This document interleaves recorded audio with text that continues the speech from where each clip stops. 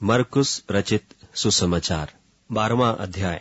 फिर वह दृष्टांत में उनसे बातें करने लगा कि किसी मनुष्य ने दाख की बारी लगाई और उसके चारों ओर बाड़ा बांधा और रस का कुंड खोदा और गुम्मट बनाया और किसानों को उसका ठीका देकर परदेश चला गया। फिर फल के मौसम में उसने किसानों के पास एक दास को भेजा कि किसान से दाख की बारी के फलों का भाग ले, पर उन्होंने उसे पकड़कर पीटा और छूछे हाथ लौटा दिया। फिर उसने एक और दास को उनके पास भेजा और उन्होंने उसका सिर फोड़ डाला और उसका अपमान किया। फिर उसने एक और को भेजा और उन्होंने उसे मार डाला। तब उसने और बहुतों को भेजा, उनमें से उन्होंने कितनों को पीटा और कितनों को मार डाला। अब एक ही रह गया था जो उसका प्रिय पुत्र था। अंत में उसने उसे भी उनके पास यह सोचकर भेजा कि वे मेरे पुत्र का आदर करेंगे। पर उन किसानों ने आपस में कहा, यही तो वारिस है, आओ हम उसे मार डालें, तब मिरास हमारी हो जाएगी।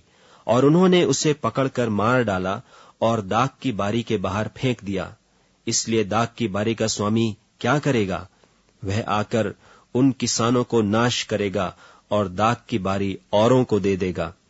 क्या तुमने पवित्र शास्त्र में यह वचन नहीं पढ़ा कि जिस पत्थर को राजमिस्त्रियों ने निकम्मा ठहराया था, वही कोने का सिरा हो गया? यह प्रभु की ओर से हुआ और हमारी दृष्टि में अद्भुत है।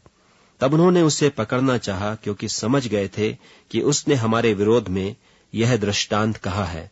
पर वे लोगों से डरे और उसे छोड़कर चले गए।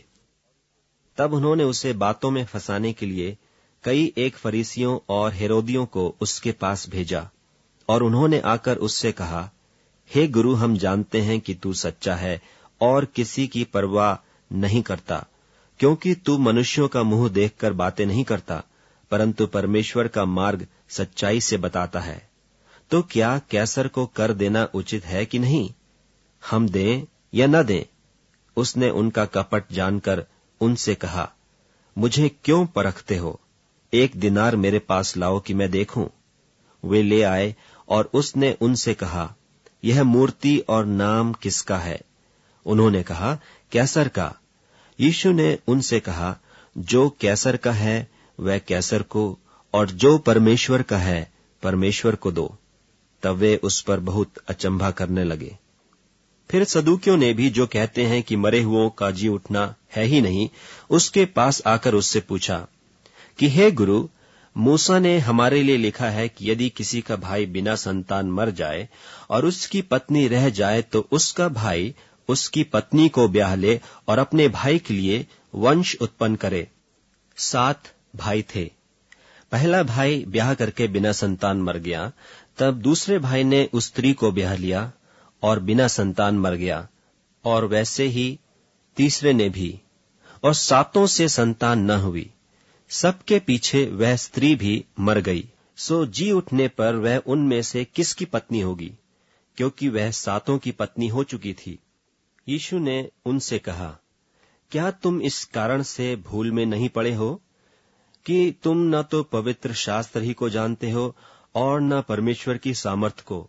क्योंकि जब वे मरे हुओं में से जी उठेंगे तो उनमें ब्याह शादी न होगी, पर स्वर्ग में दूतों की नाई होंगे।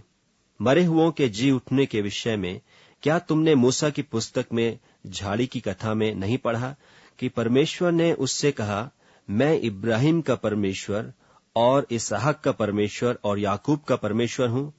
परमेश्वर मरे हुओं का नहीं, पर जीवितों का परमेश्वर है। सो तुम बड़ी भूल में पड़े हो। और शास्त्रियों में से एक ने आकर उन्हें विवाद करते सुना, और यह जानकर कि उसने उन्हें अच्छी रीति से उत्तर दिया, उससे पूछा, सबसे मुख्य आज्ञा कौन सी है?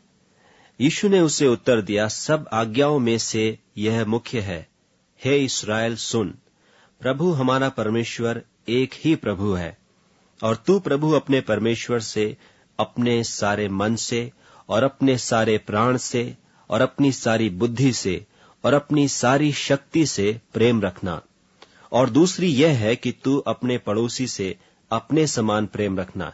इससे बड़ी और कोई आज्ञा नहीं। शास्त्री ने उससे कहा, हे गुरु, बहुत ठीक, तूने सच कहा कि वह एक ही है और उसे छोड़ और कोई नहीं, और उससे सारे मन और सारी बुद्धि और सारे प्राण और सारी शक्ति के साथ प्रेम रखना, और पड़ोसी से अपने समान प्रेम रखना सारे होमों और बलिदानों से बढ़कर है।